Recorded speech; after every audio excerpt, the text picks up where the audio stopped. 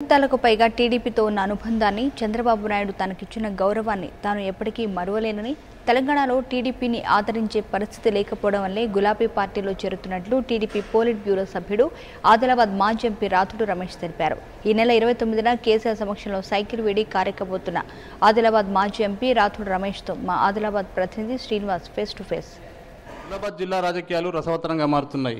ఇంతకాలం తెలుగుదేశం పార్టీకి ఆదిలాబాద్ జిల్లాలో అన్ని తానే నడిపించినటువంటి టీడీపీ పోలిట్ బ్యూరో సభ్యుడు రాథోడ్ రమేష్, అదేవిధంగా గతంలో ఎంపీగా పనిచేశారు, ఖానాపూర్ ఎమ్మెల్యేగా పనిచేశారు, జిల్లా పరిషత్ చైర్పర్సన్గా పనిచేశారు. ఆయన సతీమణి సైతం ఖానాపూర్ మాజీ ఎమ్మెల్యేగా పనిచేశారు. వీరంతా కూడా సుమారుగా 2 జిల్లాల ఉమ్మడి ఆదిలాబాద్ జిల్లాలోని ఆదిలాబాద్తో పాటు కొమరంభీం జిల్లాలకు సంబంధించిన పార్టీ అధ్యక్షులు సుమారు 10,000 మంది క్యాడర్తో ఈ నెల 29న సీఎం కేసీఆర్ సమక్షంలో గులాబీ గూటికి చేరనున్నారు. ఇదే నేపథ్యంలో రాథోడ్ రమేష్ గారిని అడిగి తెలుసుకుందాం, అసలు పార్టీ ఎందుకు మారాల్సి వస్తుంది, ప్రజలకు చేరువై ఉన్నారు అంటే భవిష్యత్తు ఎట్లా ఉంటుంది?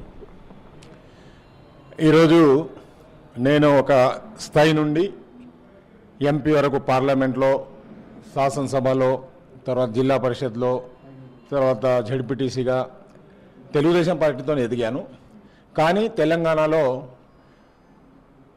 చంద్రబాబు నాయుడు అనే వ్యక్తి ఆంధ్రాకు ముఖ్యమంత్రి కావడం వల్ల, తెలంగాణలో తెలంగాణ వాదం ఉండడం వల్ల, దాంతోపాటు ఈరోజు ప్రభుత్వం చేస్తున్న పథకాలు, నాకు నా అనుచరులు న్యాయం జరగాలి, ఈ ప్రాంత అభివృద్ధి కావాలి, మీరు రావాల్సిందే అని ముఖ్యమంత్రి గారు కూడా పిలుపు ఇవ్వడం, పోగానే మీరు వెంటనే వస్తే మనం ఇంకా కలుసుకట్టుగా తెలంగాణ కోసం పనిచేద్దామని పిలుపు ఇవ్వగానే బేషరతుగా మరి నేను యాక్సెప్ట్ చేయడం జరిగింది. 29 నాడు తెలుగుదేశం పార్టీ జిల్లా అధ్యక్షులు, మండల అధ్యక్షులు, సీనియర్లు, రాష్ట్ర నాయకులు, ఆదిలాబాద్ జిల్లాకు చెందిన దానితో పాటు తెలంగాణ రాష్ట్రంలో నాకున్న సంబంధం ఉన్న వాళ్ళు కూడా అందరూ పెద్ద ఎత్తున వస్తున్నారు. ఇప్పటికే 1200 వెహికల్స్ మాట్లాడుకోవడం జరిగింది. ఇంకా వెహికల్స్ సరిపోవడం మాట్లాడుతున్నాం. ఈ పరిణామం రేపు రాబోయే రోజుల్లో ఆదిలాబాద్ జిల్లాలో 10కు 10 ఎమ్మెల్యేలు, ఎంపీ సీట్ 100% గెలిపించి తెలంగాణకు మరి ఇంకా ముందు అడుగు తీసుకుపోవడానికి మా వంతు కృషి చేయడం జరుగుతుంది. 2014 ఎన్నికల్లో టీఆర్ఎస్లోకి వస్తే మీకు ఎంపీ స్థానంతో పాటు మీ కుమారునికి ఖానాపూర్ అసెంబ్లీ సెగ్మెంట్ ఇస్తామని చెప్పారు. అప్పుడు చంద్రబాబు మీకున్న సాన్నిధ్యం వల్ల రాలేకపోయారంటున్నారు. మరి ఇప్పుడు ఎందుకు పార్టీని విడాల్సి వస్తుంది?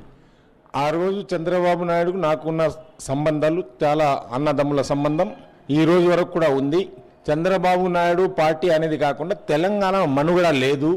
మరి తెలంగాణలో ప్రజలు ఎక్సెప్ట్ చేయడం లేదు తెలుగుదేశం పార్టీ, కాబట్టి పోవడం జరుగుతుంది తప్ప వేరే ఉద్దేశం కాదు. మొత్తంగా చూసుకుంటే బంగారు తెలంగాణకు బాటలు వేస్తున్నటువంటి కేసీఆర్ సమక్షంలో తాను తెలుగుదేశం పార్టీని వీడి టీఆర్ఎస్ చేరుతున్నానని, రాబో రోజుల్లో ఉమ్మడి ఆదిలాబాద్ జిల్లాలోని 10 అసెంబ్లీ స్థానంతో పాటు ఎంపీ స్థానాన్ని కూడా కైవసం చేసుకునే విధంగా ప్రయత్నం